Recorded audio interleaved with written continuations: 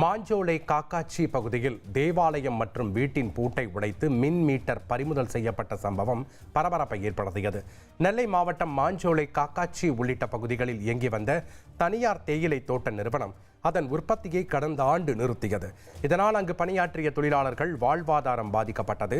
அரசு தரப்பில் தொழிலாளர்களுக்கான மறுவாழ்வு ஏற்பாடுகள் மேற்கொள்ளப்பட்டது.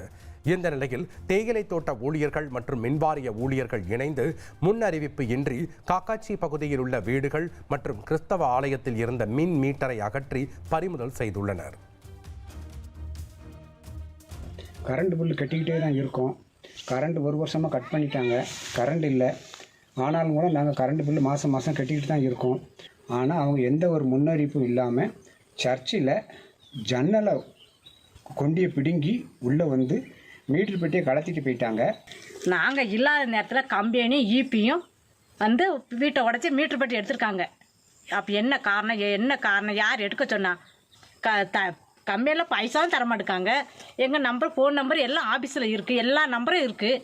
இந்த 10 பேர் நம்பர் அங்கே தான் இருக்குது. ஒரு ஆளுக்கு எல்லாத்துக்கும் ஃபோன் பண்ணி தெரிய வச்சா நாங்கள் வந்திருப்போம்ல. அப்போ எதுக்கு என்ன காரணத்துக்கு உடச்சி எடுத்தாங்க?